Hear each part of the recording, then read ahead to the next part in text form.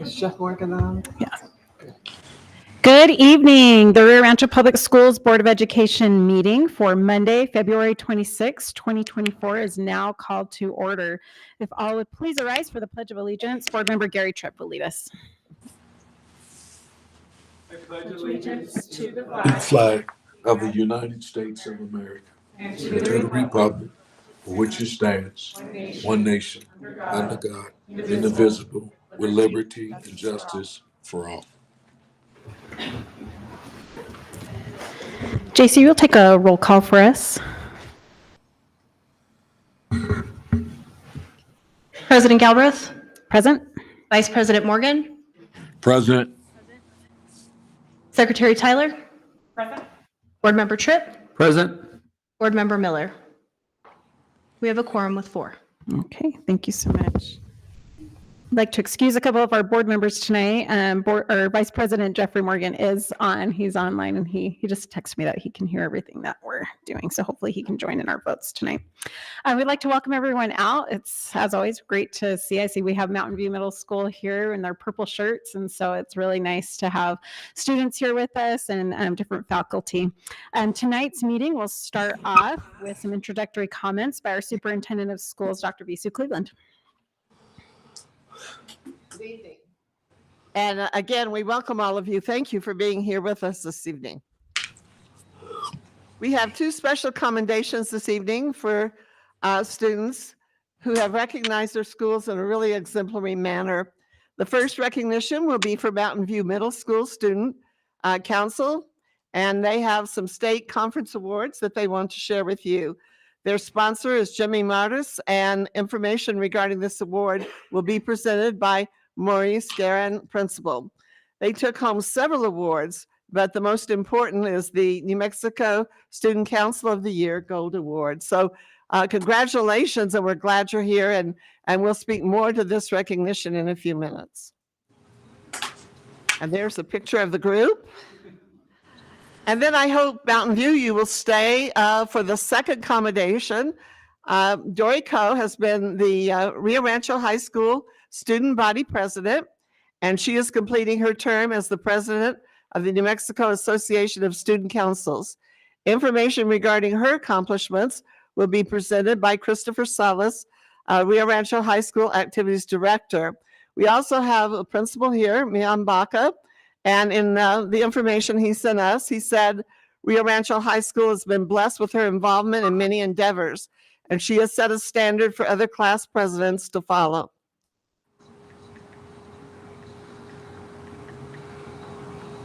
And then the last commendation we have is Innovation in Education Spotlight. This recognition from Teach Plus, New Mexico, will be presented by Jana Chenault, Elementary School Improvement Officer. And she will introduce Jennifer Bartley, who is the principal at Enchanted Hills Elementary, and Stephen Herrera, who is the assistant principal at Enchanted Hills Elementary. This is some information that was sent, but Jana will tell you more about it. But it said, we are thrilled to announce and congratulate the exceptional schools nominated for the Innovation in Education recognition. Your commitment to innovative teaching practices and dedication to shaping the future of education has not gone unnoticed. And so we'll be glad to recognize them as well. And then in our business items, we have several important business items this evening. We will have the annual financial report for the year ending in June 30th, 2023. This report will be presented to the board by Terry Ogle and Wade King, who are partners with Accounting and Financial Solutions Group, and they are an independent auditing firm. This information has been previously shared with the Rio Rancho Public School Audit Committee, which met monthly during the audit period. And the report will discuss the district's financial statement, compliance with governmental auditing standards, and compliance for major federal programs. We also have a report as requested by the board. Kelly Education Services will present information regarding the substitute services they provide for our district. Mike Chavez, Executive Director for HR, will make some introductory comments and introduce the following, including two of his staff members, Claudine Baldwin, Donna McCormick, and then our guests from Kelly, Marie Hessinger, and Trish Prentice Davis. So we welcome you and look forward to your report this evening. As you know, the board has requested to approve any donations that come to the Rio Rancho Public School District. We have a donation that has been made by Mr. George Thomas. Dr. Kurt Schmidt will provide additional information, but we definitely want to thank Mr. Thomas for thinking of our Rio Rancho Public Schools orchestra program and for his gift. We have a request for proposal this evening, kitchen equipment repair and installation. The board is asked to approve RFP number 2024-15 SND for Student Nutrition Department, kitchen equipment repairs and installation. There was only one responsive offer. Michael Madrid, our Chief Procurement Officer and Director of Finance, will present, and Felix Griego, the Director of Student Nutrition, will be available for questions as well. Information will be shared with, a little bit of information will be shared about the Kids Kitchen pending grant, which will also help support our aging kitchen equipment. And aging equipment continues to be a real challenge for us across the district. And then we have the school calendar committee report. And as you know, every year the calendar committee meets to propose a calendar for the next year. Tonight, we will discuss the instructional 2024-2025 calendar. We have been requested by staff and some parents that we look at least at putting out a tentative school calendar for 2025-2026. And so this was created as well for the board to consider. All of our schools and departments are represented on this committee. This committee has to follow all state rules and the public education department regulations as they formulate a calendar. These requirements do not leave us a great deal of latitude in creating our school calendars. The calendar proposal will be presented by Peggy Johnston, our Director of HR. We thank her very much for her hard work on this and also for all the committee members for their time and effort to develop a calendar for our next 2 school years. And then following this regular session, the board will convene a closed executive session immediately following this regular meeting. The board will discuss the purchase, acquisition, and disposal of real property and pending or threatened litigation. Section 1015(1)(h), 7 and 8 of the New Mexico Open Meetings Act allows the superintendent and legal counsel to discuss these matters with the board. Are there any questions or comments or any concerns? Okay, thank you. Thank you so much, Dr. Cleveland. Thank you. I'm excited to see the calendar because we've had a ton of people who have been asking, so it's wonderful to have the calendar up. We are going to take just a quick, like a 5-minute recess. I know it seems odd because we're right at the beginning of the meeting, but we're having a couple of technical issues. And so just talk amongst yourself for 5 minutes and we'll be right back. Thank you.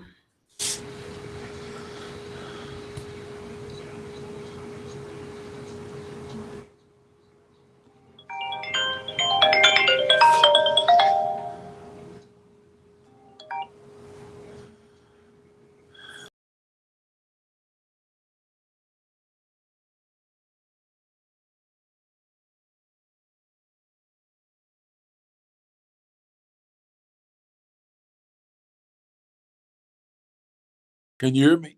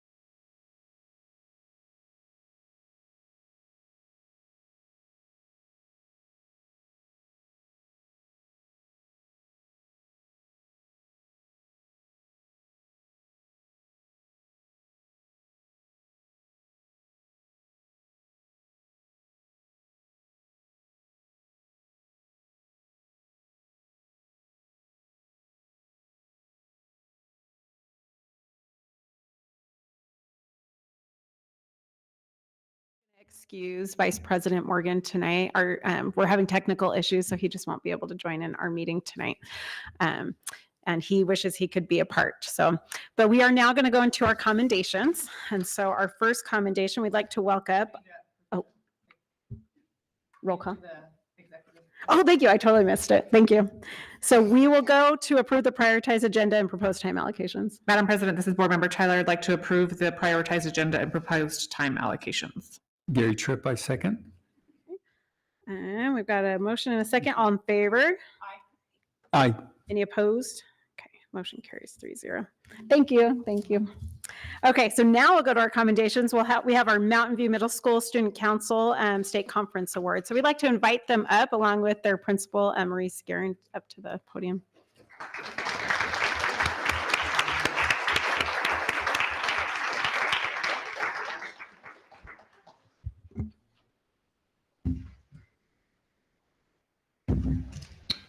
Dr. Cleveland, President Galbraith, school board members, thank you for inviting us and giving me the opportunity to share this pride we have in these kids.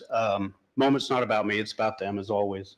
When Mr. Matas came to me at the beginning of last school year, he said, we need to build our student council, and we had very few. I'm proud to say that we have over 100 students in student council, which is 10% of our student population. They have worked hard for everything they've earned, and I am so proud of them and taking the education that we provide, but making it applicable and building leaders with that education. These are our leaders. One day they may be principals, superintendents, school board members. I'm so proud of these students. I just can't say enough about them. But again, not about me. I'll let Mr. Matas speak. So thank you so much for inviting us.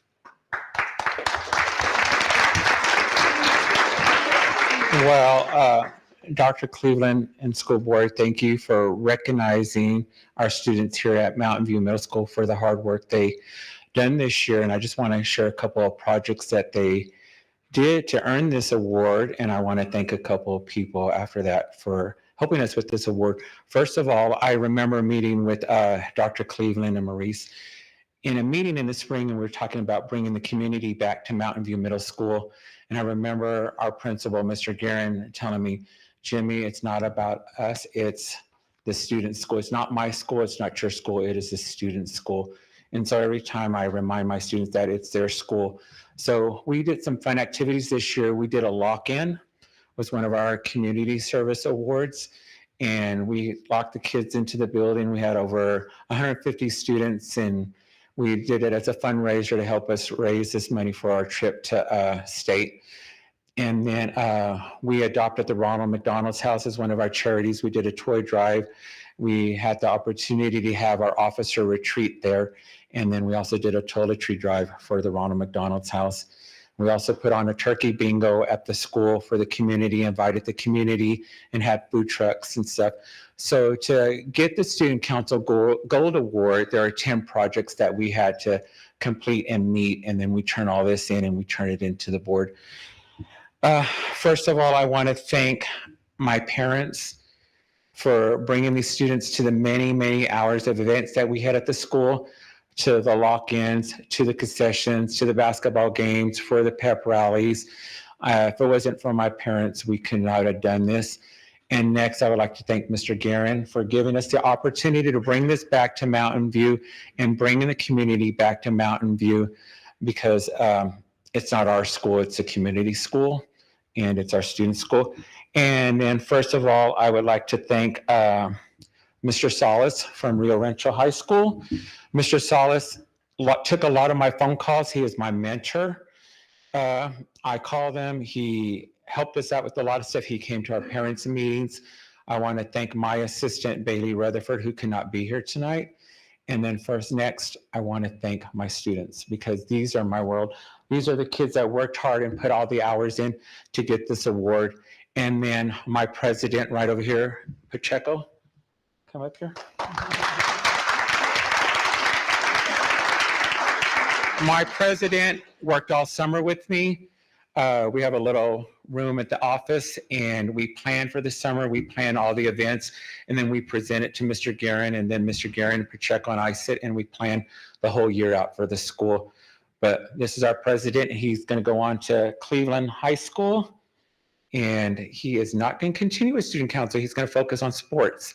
But we have a gift for you, Dr. Cleveland and the board, and so Pacheco and I would like to come give you a gift. Thank you.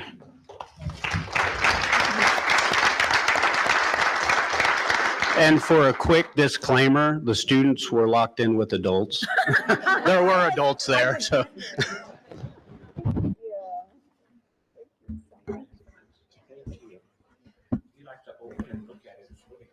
It looks really cool. Here, yeah, we'll make sure our other board members get it. You know, I want to tell you, students, just you are wonderful for being so involved in your school. This is amazing. Look at that. That's super cool. But it is so worth it to be involved in the things that are going on in our community. And so you're a part of your small Mountain View community right now, but you make a huge difference. And so we don't always realize that. And so I know sports and all those things are good too. I love those things too, but I hope you guys continue to be involved wherever you may be, because we need you, and we definitely need you as you get older and you can help in our city and all of those different things. So thank you so much for all the hard work that you're doing. Dr. Cleveland, did you want to say I'd anything? like to just echo that. We're just so proud for each one of you, and we know a lot of hard work goes into that award. It's a prestigious award, and you don't get it unless you put in a lot of time and effort. So congratulations, and we hope you'll keep up the good work. And I love all our schools, but I have a little special place in my heart for Mountain View because my children went there, and it has always been a wonderful school. We appreciate the leadership of the school and particularly the community service. And it has always been a wonderful place to teach and to learn. So congratulations to all of you. Congratulations.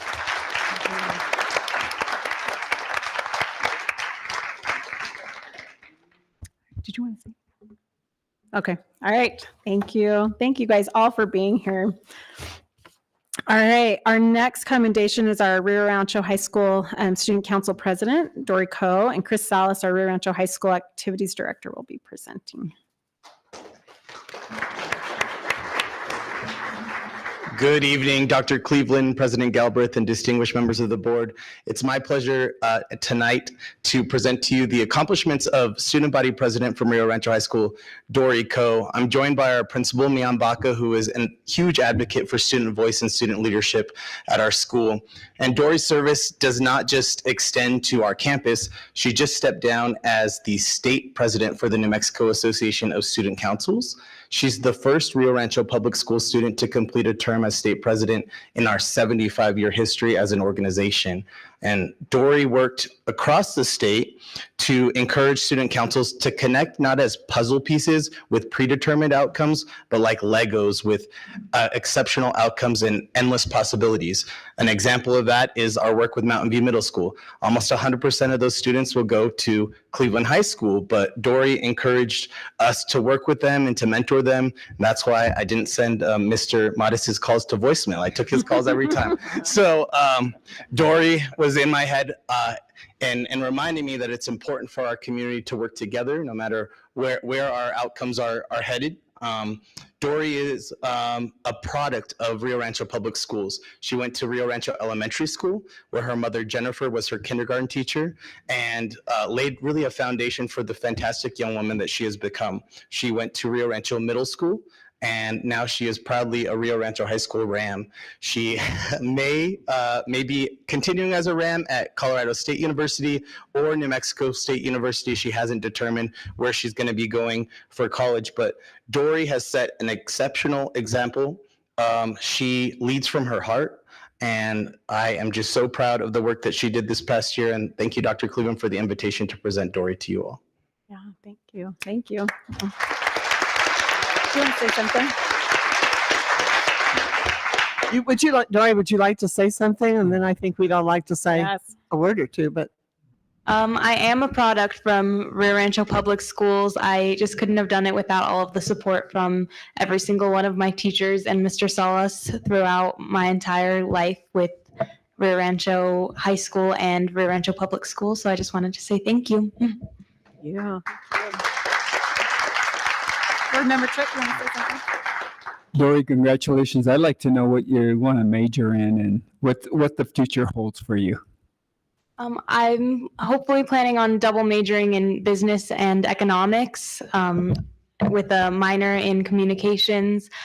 I want to still continue my path of leadership and hopefully management and possibly someday in politics with Rio Rancho Public Schools, like being on the school board. That's awesome. Good luck. Thank you. Thank you. Jessica Tyler. I was going to say, great aspirations, other than I think you could set goals higher than being on the school board. Not that it isn't wonderful, but as a fellow previous student body president, I mean, it's great to see you thinking big picture and knowing that Rio Rancho is in your heart. And so really proud of you for that. And great luck to you moving forward. And like I said, don't put yourself in a box. The sky's the limit. So congratulations. Thank you. I think I met Dory maybe about 3 years ago now it's been, and I've just seen her at so many different events, helping in so many different ways. And I've just been so impressed by you. And I want you to know that just your determination and your kindness and your service that you give, you are just a wonderful asset to Rio Rancho Public Schools. And I'm excited for you. I started out at New Mexico State. It's a pretty good school, but if you want to stay around, that's okay too. So, but thank you just for all that you're doing. And truly, I never thought I'd actually be on the school board for Rancho Public Schools, and here I am, and it's been a great experience, but I would love to see you to just go all the way. I think you could do great things. So thanks for being here, Dr. Cleveland. Well, again, congratulations, and we wish you well. And thank you for representing your school and this district in such a positive light. And we know there'll be great things ahead for you. And I want to thank you for mentoring the Mountain View Student Council, because, and remembering we're all one school district and that we all do our best to help one another and support one another. And, but congratulations again, and wish you the very best. Thank you very much. Thank you. Thank you.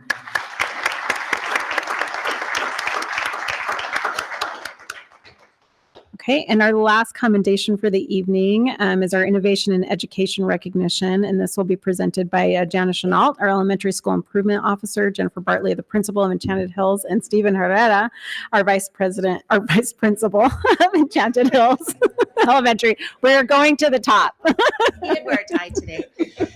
Good evening, Madam President, members of the board, and Dr. Cleveland. So Teach Plus New Mexico reached out and wanted us to nominate schools for their excellence in innovation. It was kind of a long process, required a lot of data and information.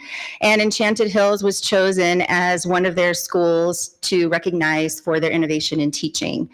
Jennifer Bartley has been the principal of Enchanted Hills since the retirement of our longstanding EHE principal, Kathy Bear. And before that was Carl Eppelman. So the history of Enchanted Hills has only been 3 principals thus far.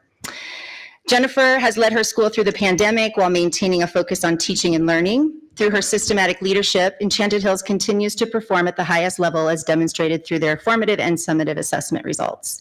Enchanted Hills is committed to strong instructional practices, professional learning communities, and student work to monitor student proficiency towards grade level standards. If you were to attend a leadership meeting at Enchanted Hills, you would hear conversations about students, standards, and instructional practices utilized during teaching. And we have their lead team here that we want to recognize as well. The teachers at Enchanted know their individual students' current levels of performance and collaborate within their grade level to overcome challenges and share best practices, or to plan how to build a catapult. If you're in kindergarten, you're going to see a farm simulation, which includes learning how to milk a cow, and a wax museum if you're in 5th grade, just to list a few. In addition, over the last 5 years, the special education population has increased from 5 to almost 20% at Enchanted Hills, and their EL population has doubled. Enchanted Hills is just one example of the outstanding work our leaders, teachers, and support staff and students consistently exhibit in our school district. Congratulations to Enchanted and its entire staff. And I also want to congratulate not only Stephen, but Sarah Valenzuela, who's now the principal of Mountain View, also built that ship while she was the assistant principal at Enchanted Hills. And they both played an essential role in the leadership. And so I'll turn it over to Jennifer and Stephen to introduce their leadership staff. And I'll carry the trophy. And she doesn't want to carry the trophy because she's afraid she's going to break it. I hate to correct Mrs. Chenault, but I'm going to say that Sarah is at Martin Luther King. not Mountain View. Oh, yeah, she's not. Mr. Guerin might get upset if I don't fix that for us. So How many of you in the back went to from Mountain View went to Enchanted Hills? not very many. Any? Some of you? Okay. Okay, just curious. All right. Thank you for having us here today to recognize the incredible work of our Enchanted Hills staff. I want to thank the board, Dr. Cleveland, Mr. Leppelman, Mrs. Chenault, and all of the district departments that support our schools. I'm so appreciative of the leadership partners that I've had in Mrs. Valenzuela and Mr. Herrera. They have helped me implement all of my crazy ideas and all of our learning systems that we've worked so hard to get into place in the school.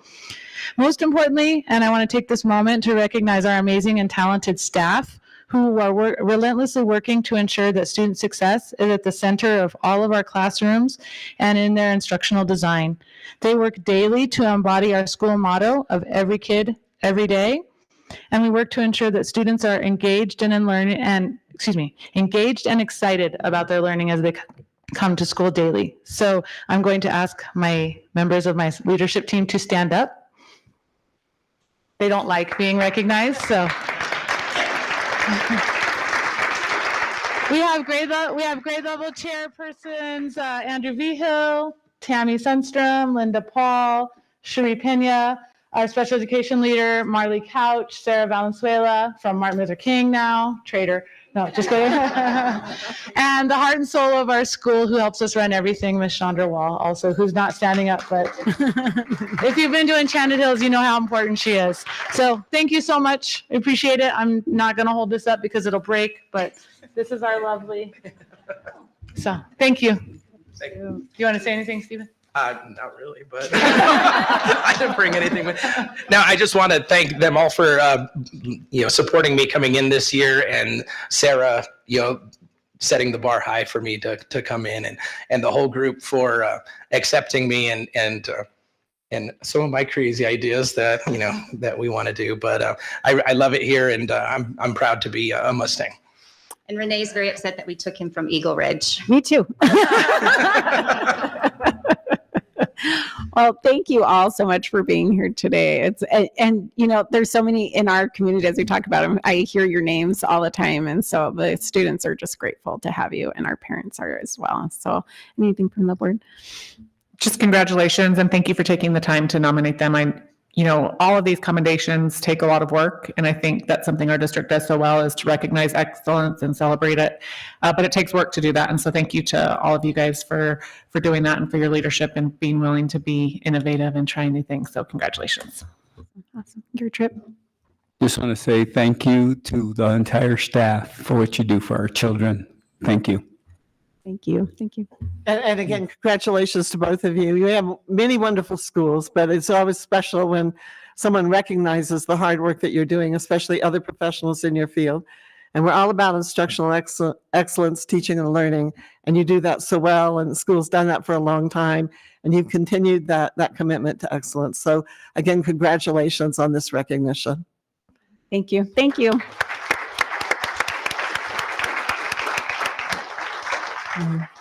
My children went to Enchanted too. And Gary's wife taught there. Both good schools. And Carl Leppelman was principal there. Okay. Well, thank you. Thank you all for being here tonight. That'll be the end of our commendation. So I'm going to pause-ish just to give everyone a chance if they would like to walk out of the boardroom.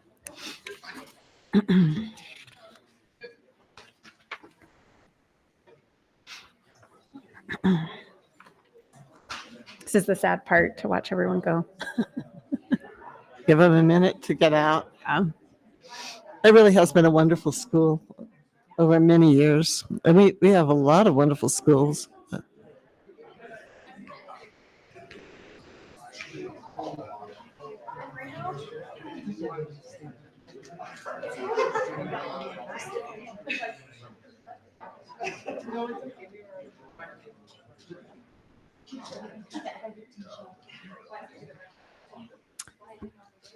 All right, we're going to go ahead and get back. And it's always sad to see everyone everyone leave us, but we're so grateful when everyone does come in. So for our public comment tonight, and I just want to double check with JC, we didn't have any that signed up in person. Okay. So we just have one public comment tonight that came in through our public comment form that is online. It was from Phyllis Aris, and it is in regards to drugs being in the schools, concerns, and asking if there was a way that we could possibly have periodic times where we would bring in dogs to help with that. So that is our public comment for tonight. Yeah. Okay. There you go. Yeah, and so that is our public comment for tonight. We encourage anyone who would like to give public comment, please come into our meetings, and you can sign up before the meetings, and you can also go to our public comment form that's online on our board page. Okay. We will now go to reports. So our first report for the evening is our 2023 audit report. So we have Wade King and Terry Ogle, Partners Accounting and Financial Solutions, who will be presenting tonight.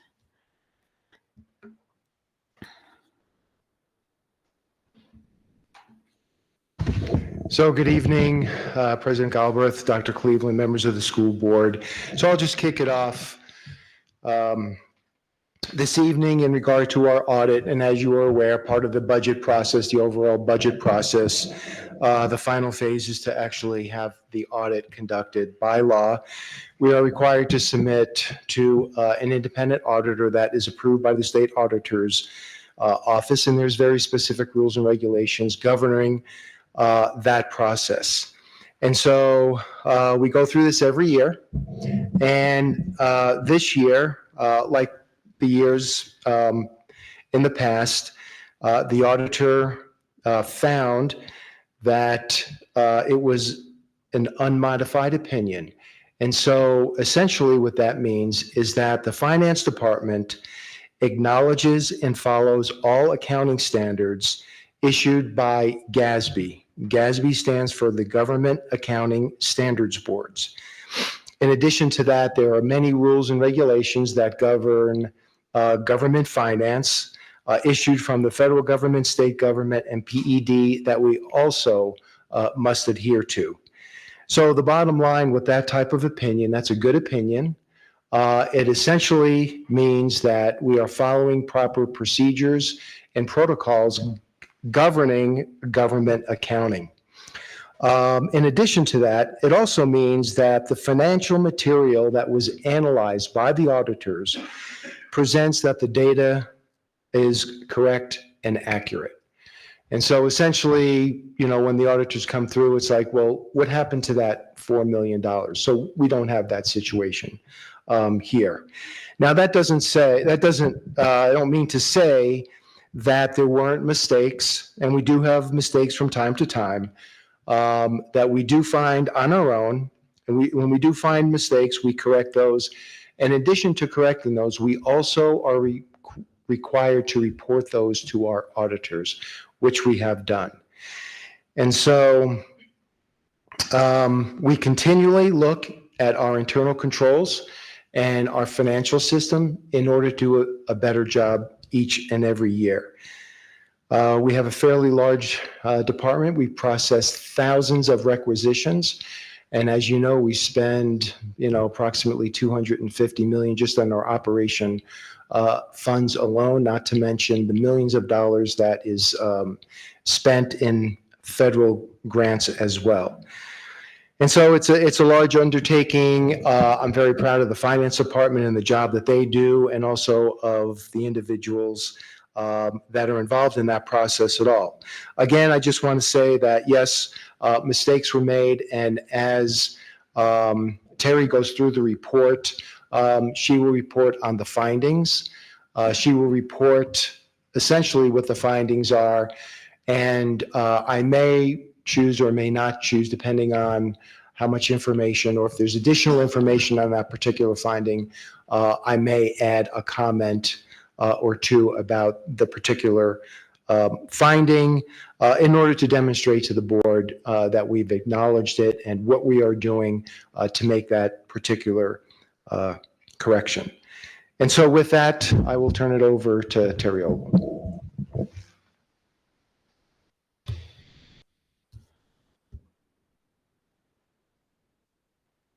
It's nice to see you, Terry. Good evening, Dr. Cleveland, President Galbraith, and the board. I am going to reiterate that it's nice to work with Rio Rancho schools. You are a school district that takes this seriously, and they do a fine job of getting their financials together and reporting their stuff. There's no issues there. There are some steps that I'll go through, and I'll try really hard to explain in detail the different levels of audit findings so that we kind of understand that a lot of this is just me reporting to you that it's there. The state auditor has an opinion, and it is law that we do not pass on anything. If it's $1, report it. So that tells you that there's a lot of stuff in here that I talk about that probably wouldn't get reported anywhere else, but they want the board to know so that you can't say that anything's being hidden. Okay. So the first thing that we're going to go over is the financial, there's 3 opinions in here. The first one is the financial statement opinion.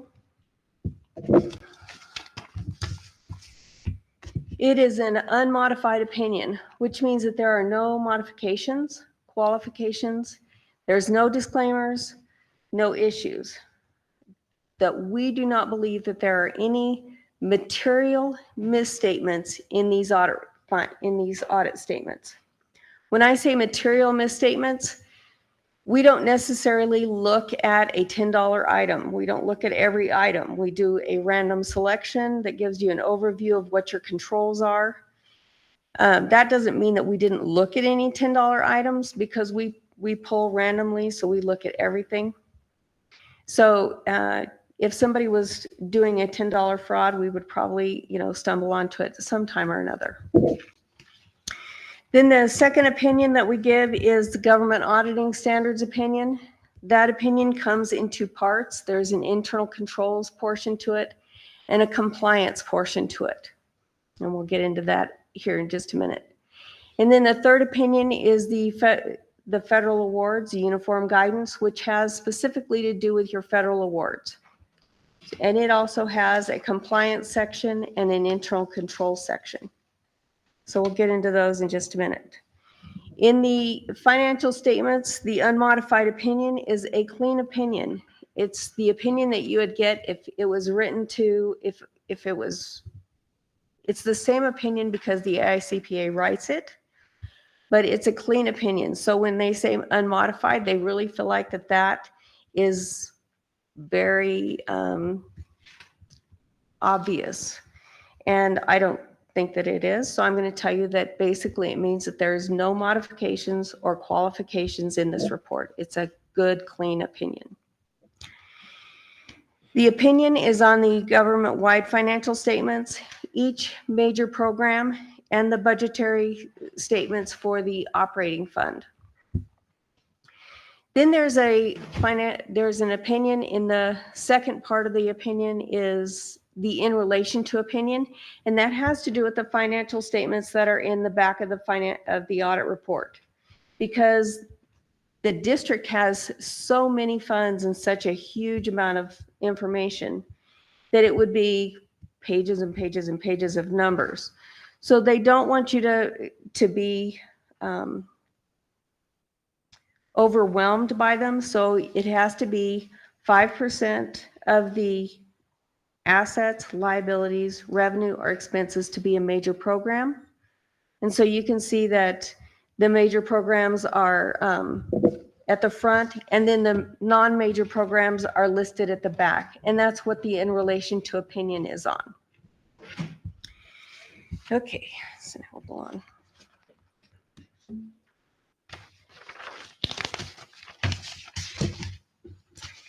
In the yellow book, which is your government auditing standards opinion, the internal controls doesn't give a real opinion. The opinion comes from nothing was found.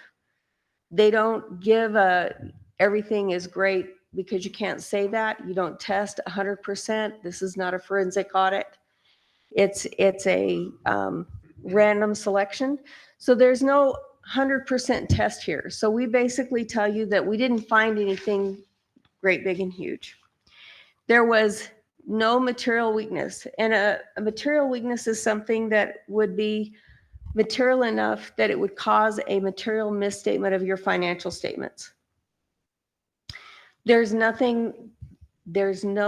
internal control that you don't have in place that would cause a material weakness. Does that make sense? Okay. We do have one significant deficiency, and it's mostly a significant deficiency because of what it is, the amount of it. The district found it, they reported it. It's not something that we came in, oh my goodness, and found. It was they found it, they reported it, and it was strictly an error, and we'll get into that. Then in the compliance section, there's two parts. There's the government audit, there's the government compliance section, and there was no findings in the government auditing section of the audit report.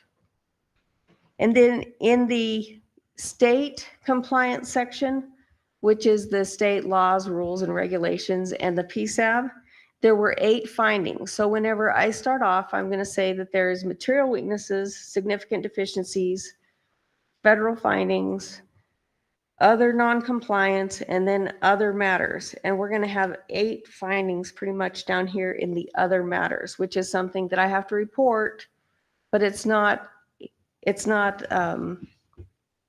huge. Okay. I'm going to get lost in my thing here.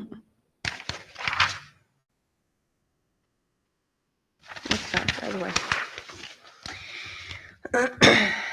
Internal controls over compliance. Okay, so in the unmodified opinion.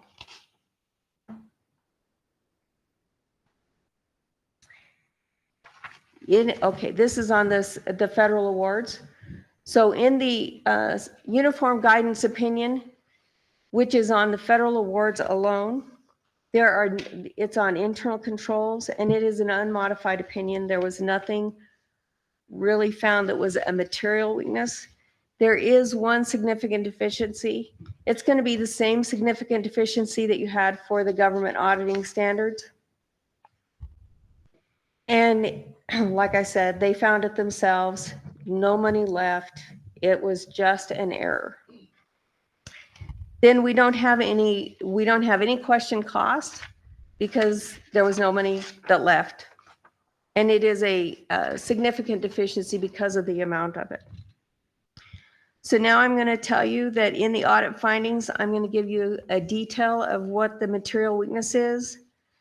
A material weakness has the potential of allowing a material misstatement in the financial statements to occur and not be detected. A material misstatement would cause the financial statements to be misleading to the readers or of those financial statements. You don't have any material weaknesses. A significant deficiency is less severe than a material weakness, but warrants attention. Errors could occur and not be detected or corrected. Alone, not likely to cause financial or misleading financial statements, and in combination could cause a deficiency and could be relevant to a material weakness. And then in other matters related to the state of New Mexico statutes and regulations.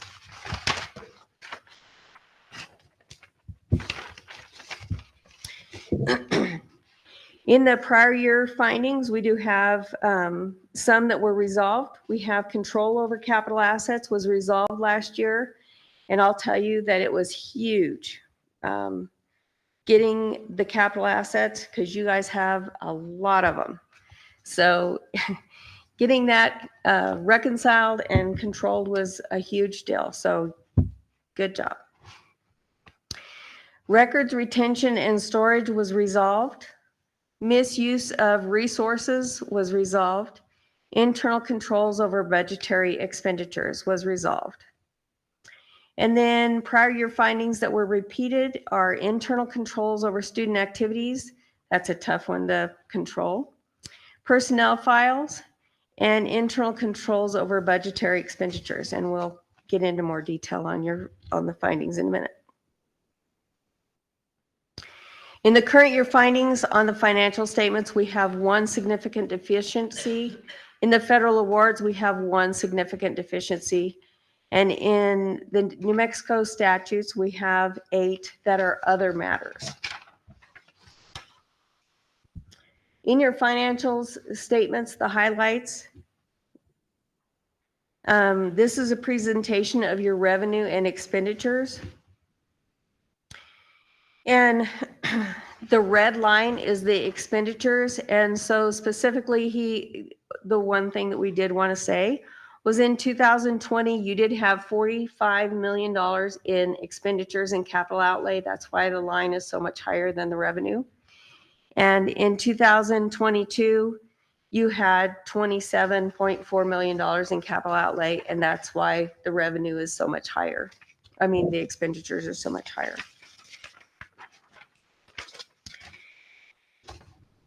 So the next one is a student count for 3 years, your revenue over the 3 years, and your expenditures over the 3 years. So you can see that your student count is starting in 21 was 16,329, in 2022 16,924, and 23 16,893. And you can see your expenditures, your total expenditures was 2.2 million, 232 million, and 275 million. And then your expenditures to go along with that was 215 million, 256 million, and 266 million. Then your capital outlays. So you can see the green bars are your capital outlays and the red bars are your accumulated depreciation. So you're pretty much keeping your assets renewed and restored. It's basically what that's telling you. The next one is a presentation of your long-term debt. So your long-term debt is pretty much, the bottom is the long-term portion of your long-term debt, which means due in more than a year. And the pale portion is the due in the current year. So it's kind of staying kind of consistent across the board.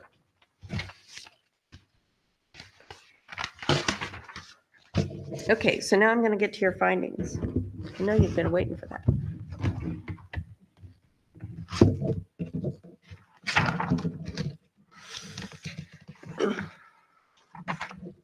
Just so you know, this school district spent in federal awards $28 million in federal awards, and that's just in the federal portion of your money.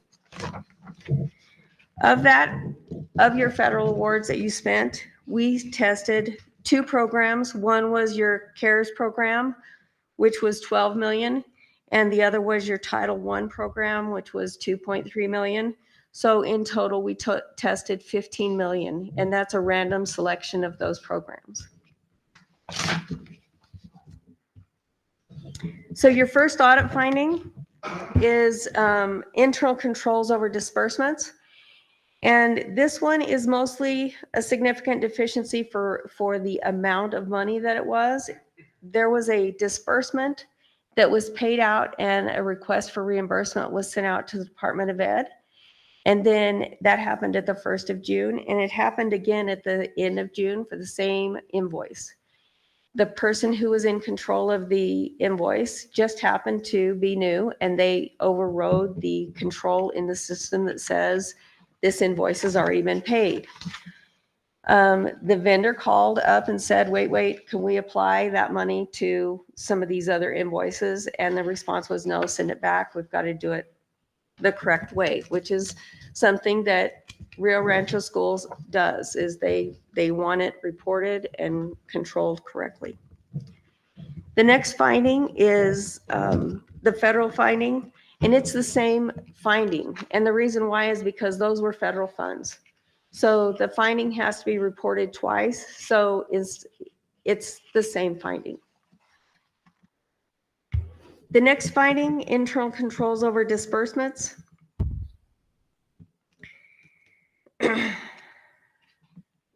it has to do with the fact that that was a duplicate payment and they overwrote the controls. So it basically, that one thing cost 3 findings. The next finding is, no, that's the second one. The next finding is internal controls over student activities. We tested 50 invoices or receipts, and of those 50, there was 5 that were over the 24-hour timeline for getting into the bank. The state of New Mexico requires every school district to have their money into the bank within 24 hours. So the shortest number of days for those 5 was 4 days, and the longest was 7. And that's that we try to include or not count the weekends. So those are business days.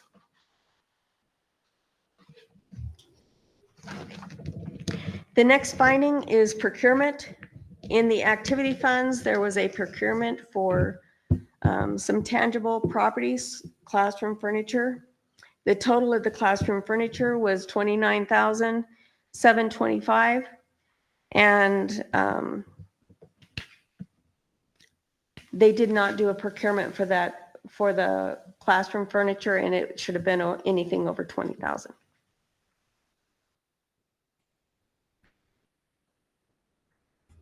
So then we have a purchase made prior to approval. This has to do with the purchase cards. The purchase cards are, this is a new system, and so your system is still being worked out on that. So there was some purchase orders not made that didn't define specifically what was being purchased. So we're just trying to say purchase made prior to approval. We probably need some control requisitions, something.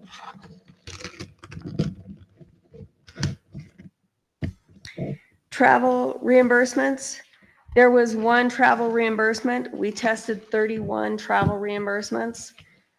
This is specific, so we really dig into the travel reimbursements because it's required. It was a risk alert by the state auditor.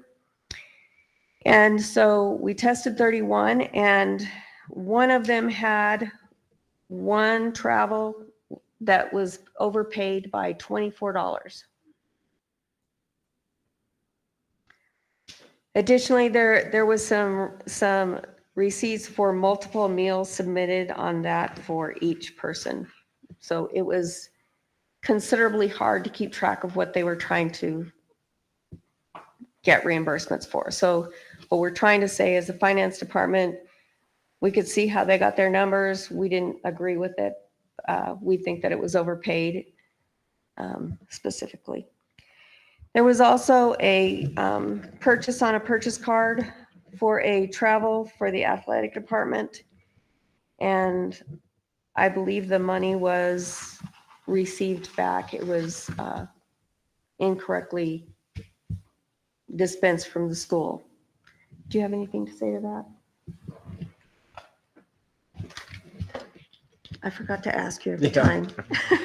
Yeah, if I may, I just want to cycle back to the first audit finding, which was actually number 1 and number 2.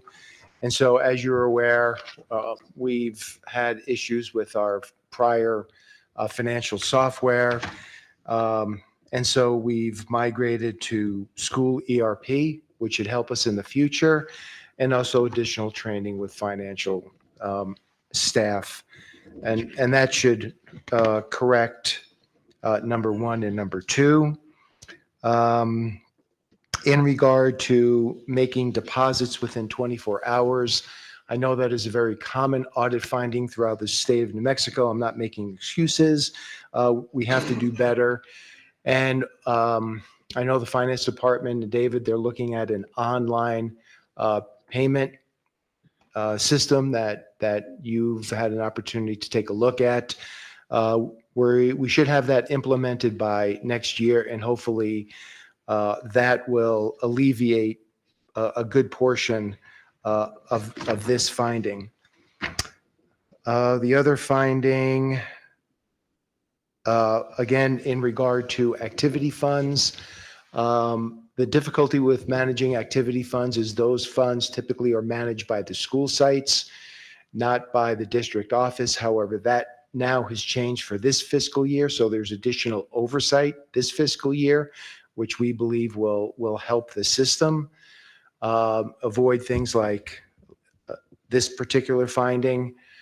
And sometimes what happens at the school site is they will go through, personnel, relatively quick, and it takes time to train people. So we believe that migrating that management here to district office will help. In regard to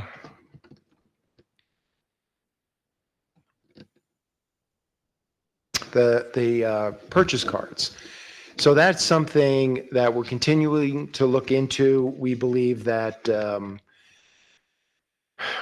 law is kind of unclear on that. So we're going to continue to do some research on P cards to determine if they're really appropriate, or it's possible that they're not appropriate. Because, I mean, the purpose of a P card is to expedite that purchase. And if we have to have a purchase order in place, well, what's the purpose of the P card? So we need to do some more work on that. In regard to the next finding, which gives me particular heartache, not really the first one. Finance staff, I mean, they go through thousands of documents trying to reconcile receipts. But it's really the second one that gives me personally a lot of heartache. But I think the district acted appropriately. Our internal controls worked in this particular case, and an investigation was completed. And I think we, at the end of the day, demonstrated that our internal controls did work. Our finance people did catch what was going on. And so, if employees, choose to do something like this in the future, we believe that our internal controls, although not perfect, will certainly mitigate any type of employee theft and hopefully really stop that in the future. Okay, so I think I'm caught up. Sorry, I was supposed to tell him he could come up here every time. The next one is personnel files. And this one's looking really good. We tested 41 personnel files and we only found one this year. And it was only a missing I-9, not a missing background check. So in this regard, this is, we have repeat instances of I-9s. HR and Mike Chavez hired a part-time employee to come in and actually do an audit on all the files. So I know Mike feels pretty good that we're not going to get this finding next year. The next one is the state of New Mexico, or Department of Education, changed the reporting requirements for property taxes and forest reserve funds. Before, the operating fund was the place where you put the operatings, property taxes, and the forest reserve. And starting in 2023 or July of 22, they wanted you to put 75% or more into Fund 15200. It is also an operating fund, but they wanted to separate it out due to some reporting requirement. That didn't happen on the forest reserve funds. It did happen on the property taxes, but just not the forest reserve funds.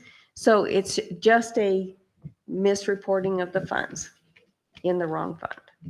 You want to say anything about that?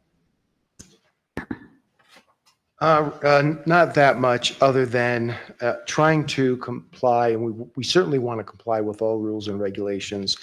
They change every year, and The one thing I know about, Rio Rancho Public Schools is that we do believe in professional development. We do send our staff to the ASBO conferences in order to keep abreast of all the changes. I think simply we missed this one. But it was caught, and it won't happen again next year. And it was only the forest reserve, not the property taxes. Most of them got both of them. The next finding is on cash collateralization.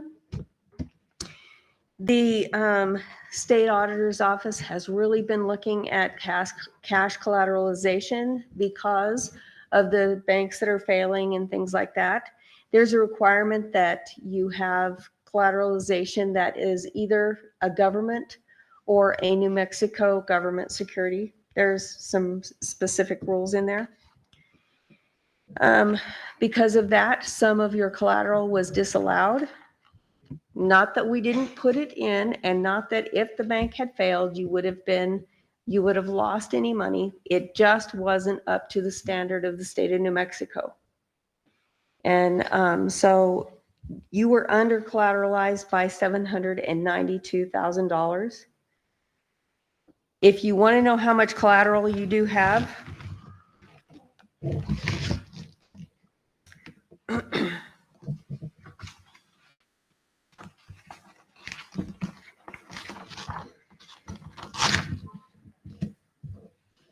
in total, you have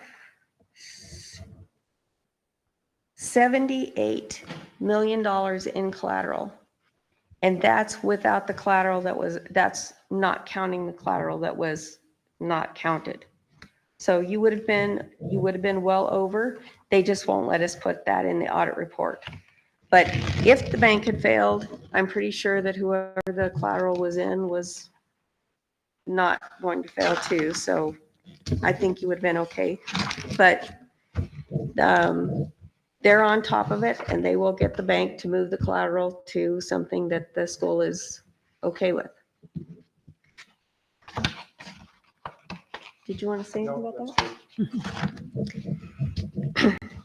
Internal controls over budgetary expenditures. This happened in the transportation fund for $308. Like I said, there's no materiality, so $308 is what gets reported. And you can talk to that. So, our transportation budget, that we simply do not have enough transportation